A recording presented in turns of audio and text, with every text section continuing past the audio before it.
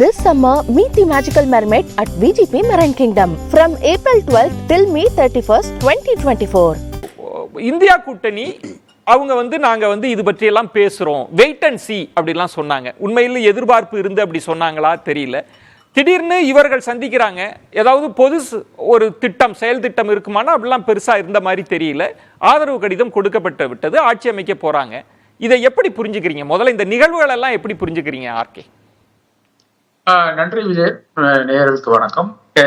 இது முக்கியமாக நான் பார்க்க வேண்டிய ஒரு விஷயம் இருக்கிறது. அதாவது முன்னால நிறைய கோலிஷன் கவர்மெண்ட்ஸ் இருக்கிறதாக இங்கு குறிப்பிட்டார்கள். மைனாரிட்டி கவர்மெண்ட் தான் என்றும் அதையும் குறிப்பிட்டார்கள். அதே ஒரு பெரிய ஒரு வியப்புக்குரிய விஷயம். அதாவது மைனாரிட்டிக்கு எதிராக பேசி பேசி கடைசியில மைனாரிட்டி கவர்மெண்ட் ஃபார்ம் பண்றதுன்னு பாத்தீங்கன்னா அது ஏதோ இறைவன் கொடுத்த ஒரு வரம் மாதிரி தெரிகிறது. வரமோ சாபமோ. விபி சிங்கினுடைய அரசாங்கம் இருக்கிறது, சந்திரசேகரனுடைய அரசாங்கம் இருக்கிறது, நம்மளுடைய ராவனுடைய அரசாங்கம் இருக்கிறது, கவுடானுடைய நம்மளுடைய தலைவர் தேவகவுடானுடைய அரசாங்கம், ஐக்கிய குஜராத்தினுடைய அரசாங்கம், வாஜ்பாயினுடைய அரசாங்கம், மன்மோகன் சிங்கினுடைய அரசாங்கம். ஆனா நீங்க பார்க்க வேண்டிய ஒரு விஷயம் என்னன்னா, யாருமே 2 டேர்ம் ஒரு அத்தாரிட்டேரியன் போக்குல இருந்து கொண்டு அதன் பிறகு ஒரு கோலிஷன் கவர்மெண்ட்டை ஹெட் பண்ண வரவில்லை.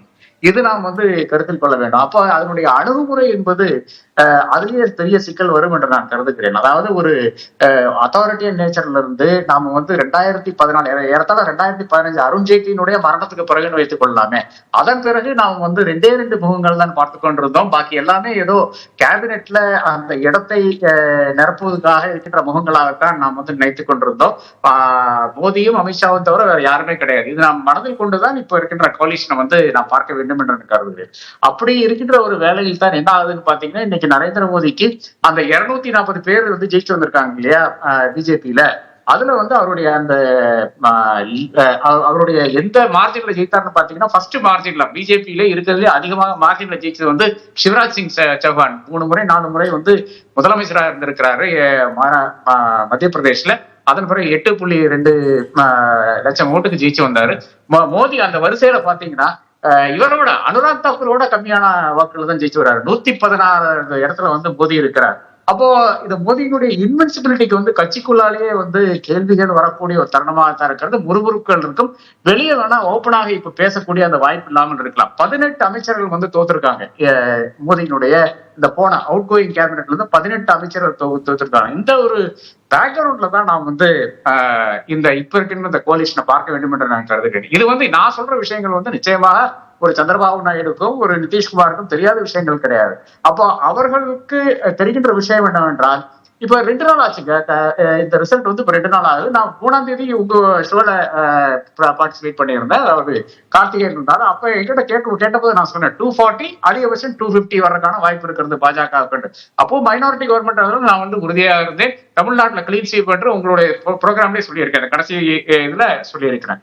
அப்போ மைனாரிட்டி கவர்மெண்ட்ல இருந்து கொண்டு எந்த அளவுக்கு என்ன செய்ய முடியும் என்ற அந்த ஒரு அகாமடேஷன் இருக்குல்ல, ஸ்பிரிட் ஆஃப் அகாமடேஷன். பலருமே இந்த சந்தேகத்தை எழுப்புறாங்க. மோடி வாஜ்பாய் அல்ல அப்படின்லாம் சொல்றாங்க. ஆனா ரவீந்திரன் துரைசாமி அவர்கள் சொல்வது இதற்கும் தகுதி படைத்தவர் தான், கூட்டணி ஆட்சியையும் அவரால் செம்மையா செஞ்சிட முடியும்.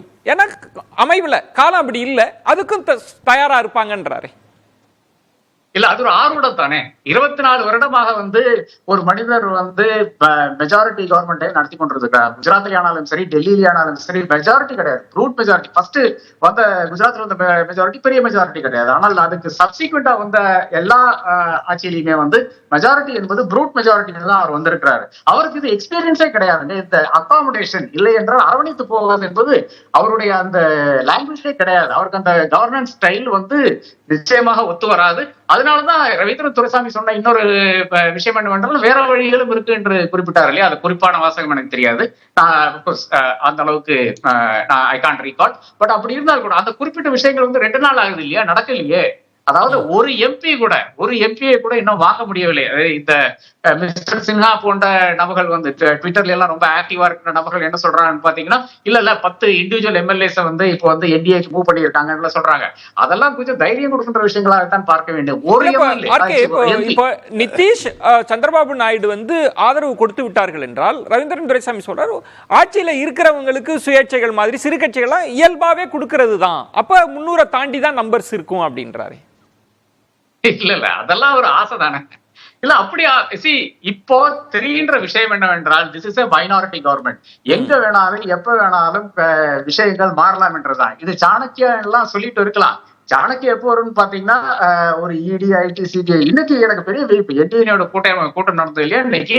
அதுல முக்கிய பார்ட்னர்ஸ் இல்லைன்னு பாத்துட்டு இருக்கேன். அதாவது எலெக்ஷன் கமிஷன், இடி, சிபிஐ, ஐடி இவர்கள் இல்லாத ஒரு கூட்டம் நடக்கிறதே பெரிய விஷயமா நான் பார்க்கிறேன். அவர்களை வைத்துக்கொண்டு பழைய அந்த ரீதியில் இன்னமும் அச்சுறுத்த முடியாது. இதுதான் முக்கியமான ஒரு டேக்அவேங்க. இதுல முன்னாடி என்ன செய்து கொண்டிருந்தார்கள், அரசாங்கங்களை அங்கங்க டாப்பிள் பண்ணி கொண்டிருந்தார்கள், இல்லை என்றால் கட்சிகளை உடைத்துக் கொண்டிருந்தார்கள். அது இன்னைக்கு முடியாது என்பதுதான் முக்கியமான விஷயமா இருக்கிறது. இன்னைக்கு ஒரு சிங்கிள் எம்பி கட்சி இல்லை என்றால் ஒரு சிங்கிள் எம்பி கூட இன்னைக்கு they can dictate terms தான் உண்மை நிலையா இருக்கிறது. This summer, meet the magical mermaid at VGP Marine Kingdom from April 12th till May 31st, 2024.